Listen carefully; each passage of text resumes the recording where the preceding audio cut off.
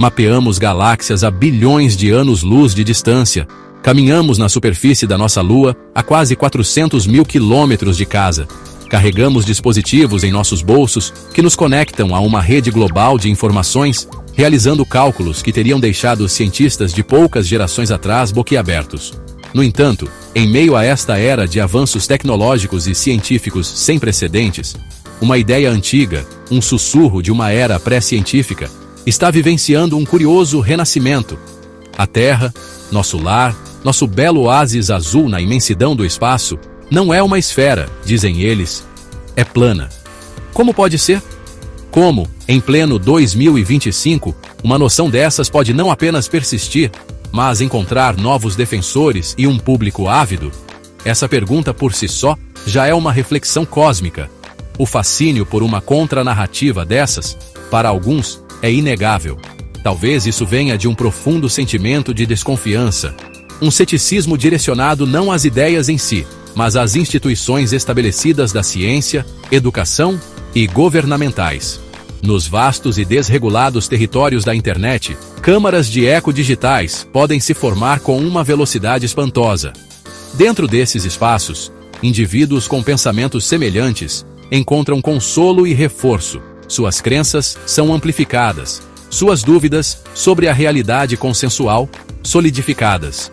É uma busca por um tipo diferente de verdade, uma que pareça mais pessoal, mais intuitiva, mesmo que isso signifique descartar séculos de observação e experimentação meticulosas.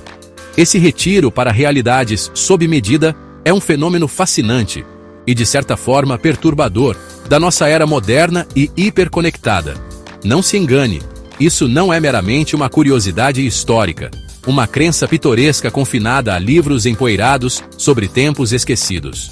O conceito de uma Terra plana, ou Terra plana como alguns proponentes preferem, é uma alegação ativa, vibrante e surpreendentemente moderna. Ostenta defensores dedicados, organiza conferências e cultiva uma presença significativa e crescente em diversas plataformas online. Eles produzem vídeos elaborados, escrevem artigos extensos e defendem apaixonadamente seu modelo alternativo do cosmos. O que esse ressurgimento significa sobre nossa sociedade contemporânea? Sobre nossa capacidade coletiva de discernir informação crível de desinformação? Sobre nossa necessidade humana inata por certeza, mesmo que essa certeza seja construída sobre uma base que contradiz o universo observável? Então, embarquemos juntos nesta jornada. Uma jornada que não será através de um plano supostamente chato, nem exigirá que neguemos a evidência dos nossos sentidos, quando devidamente interpretada. Em vez disso, será uma exploração pela fascinante paisagem das ideias humanas, crenças e a própria natureza do conhecimento. Examinaremos as alegações centrais dos defensores da Terra plana. Esquadrinharemos as evidências científicas que pintam um quadro bem diferente e ponderaremos sobre os impulsos humanos profundamente enraizados que podem levar a visões tão profundamente divergentes do nosso mundo compartilhado. Isso não se destina simplesmente a um exercício de desmistificação. Pelo contrário, é um convite aberto para engajar no pensamento crítico, para questionar profundamente e, talvez, no processo, redescobrir a profunda beleza e o poder do método científico. Por que essa adesão persistente à ideia de uma Terra plana, especialmente quando confrontada com evidências esmagadoras em contrário? Para muitos que endossam essa visão, a jornada começa com a evidência mais imediata e aparentemente irrefutável: seus próprios sentidos. Olhe ao seu redor do seu ponto de observação na superfície da Terra. O chão sob seus pés, seja uma rua da cidade ou uma vasta planície, como o Pampa Gaúcho, por que não? Parece resolutamente plano, não é mesmo? O horizonte, aquela linha distante onde o céu encontra a terra ou o mar, se estende no que parece ser uma linha perfeitamente reta. A água em um copo, uma lagoa, um lago, ou mesmo os oceanos imponentes, sempre parece encontrar seu nível, permanecendo plana. Essa experiência cotidiana, pessoal, é incrivelmente poderosa e profundamente intuitiva. Mas e as fotografias estonteantes de uma Terra esférica tiradas do espaço? E o testemunho consistente de astronautas de inúmeros países? Como os defensores da Terra plana explicam a funcionalidade precisa da tecnologia GPS, que depende de satélites orbitando um globo? Para o crente dedicado em uma Terra plana, estas não são consideradas provas incontestáveis de um planeta esférico. Em vez disso, são frequentemente interpretadas como fabricações elaboradas, componentes-chave de uma decepção colossal e generalizada. Uma grande conspiração, alegam eles, meticulosamente orquestrada por poderosas entidades globais como a NASA, outras agências espaciais e governos mundiais cúmplices. Os supostos motivos para uma mentira tão monumental variam.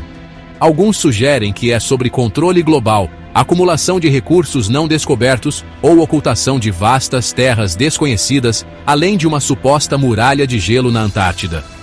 Os proponentes de um modelo de terra plana oferecem seu próprio conjunto de provas e argumentos para sustentar sua visão de mundo. Eles frequentemente afirmam que ninguém jamais observou ou mediu verdadeiramente a curvatura da Terra, apesar de inúmeros experimentos históricos e modernos demonstrarem precisamente isso. Apontam para certas fotografias de longa distância, onde objetos, que segundo seus cálculos deveriam estar ocultos pela curvatura, parecem visíveis, frequentemente negligenciando fatores como a refração atmosférica. Argumentam que a gravidade, como a ciência convencional a entende, uma força de atração entre massas, é um equívoco. Em vez disso, alguns propõem que o disco da Terra plana está constantemente acelerando para cima, criando a sensação de gravidade.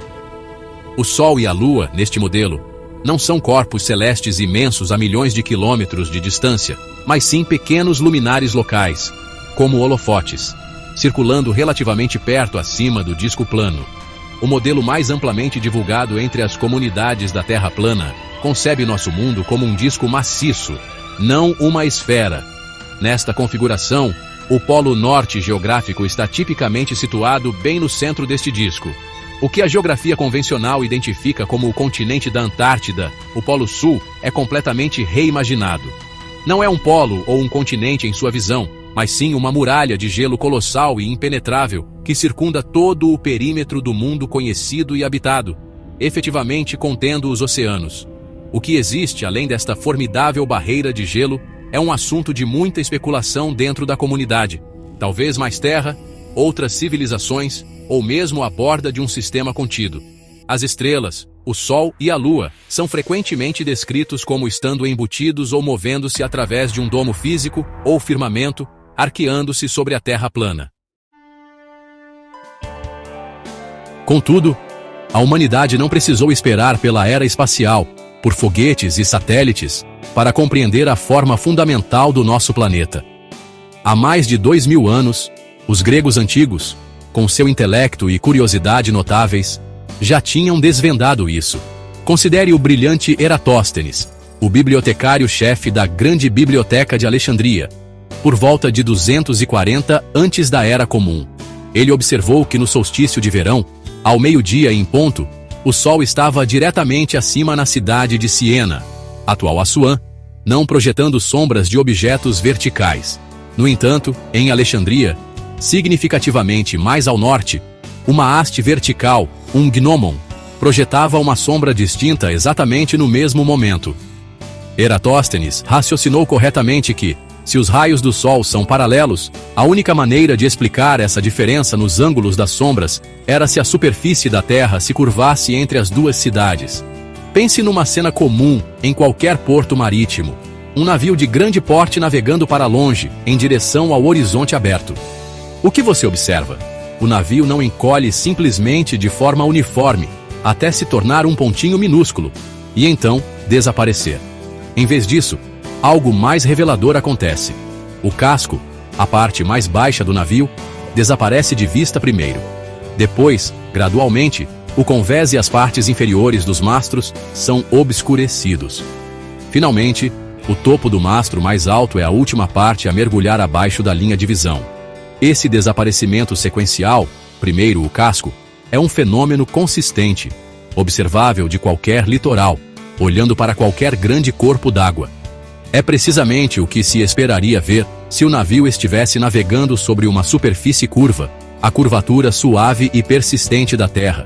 Depois, há os eventos celestes dramáticos e belos conhecidos como eclipses lunares.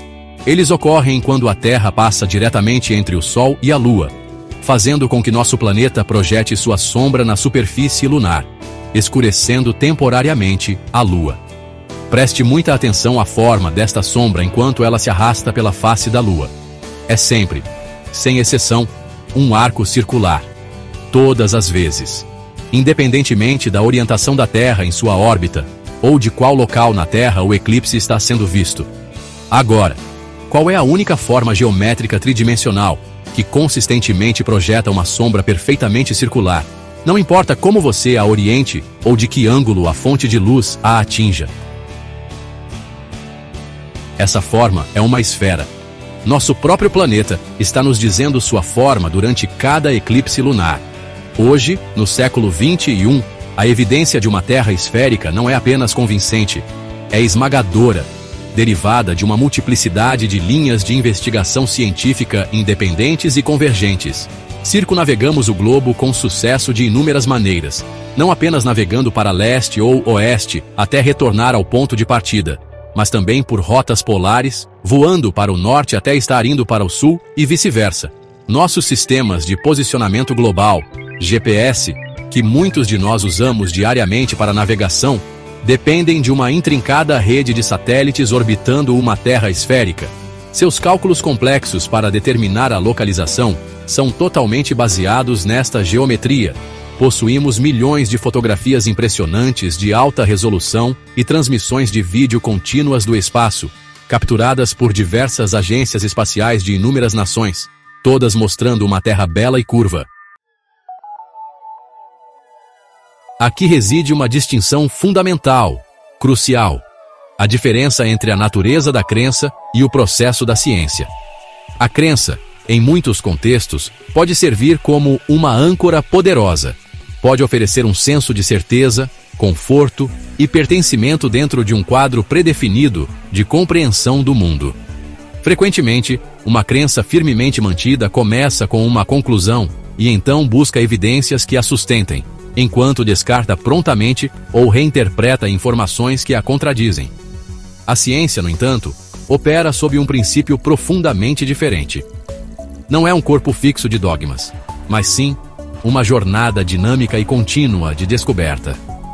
Ela prospera no ceticismo, no questionamento implacável, no teste rigoroso de ideias contra a realidade observável. O fascínio de possuir uma verdade oculta, a noção sedutora de que você tem acesso a um conhecimento especial, que a vasta maioria do mundo ou não percebe ou sobre o qual é enganada, pode ser incrivelmente poderoso. Pode fomentar um senso de singularidade, de perspicácia, talvez até um sentimento de rebelião contra uma ortodoxia percebida como monolítica. Além disso, explicações simplistas para fenômenos naturais complexos podem ser psicologicamente reconfortantes, oferecendo uma maneira de contornar o trabalho intelectual frequentemente exigente necessário para compreender realidades intrincadas e multifacetadas. Mas o universo, embora frequentemente exiba uma elegância subjacente em suas leis físicas, raramente é simples em seus mecanismos detalhados. Sua verdadeira grandeza reside em sua vasta complexidade. Uma complexidade que os métodos da ciência desvendam paciente e persistentemente. É precisamente aqui que a faculdade do pensamento crítico se torna nossa ferramenta mais essencial, indispensável. Pensamento crítico é a capacidade de analisar informações objetivamente, de distinguir meticulosamente entre um argumento bem fundamentado apoiado por evidências verificáveis e uma afirmação infundada, não importa quão confiantemente seja apresentada. Ele nos capacita a identificar vieses, tanto nos outros quanto em nós mesmos, e a avaliar rigorosamente a qualidade e relevância das evidências. Não se trata de adotar uma postura de rejeição cínica a tudo que é novo ou desconhecido. Em vez disso, trata-se de examinar as alegações com diligência e reflexão. Como sabemos o que afirmamos saber? Qual é a evidência de suporte? Essa evidência é testável e repetível por observadores independentes? Assim, o grande convite do cosmos e do espírito da investigação científica permanece aberto a todos.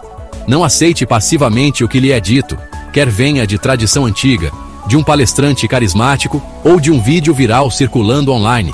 Tipo Zap Zap, sabe? Gap, 2Es. Questione, investigue, verifique. As ferramentas para essa exploração estão mais acessíveis hoje do que nunca. O conhecimento acumulado de séculos de esforço humano, de incontáveis experimentos e observações, está em grande parte ao seu alcance.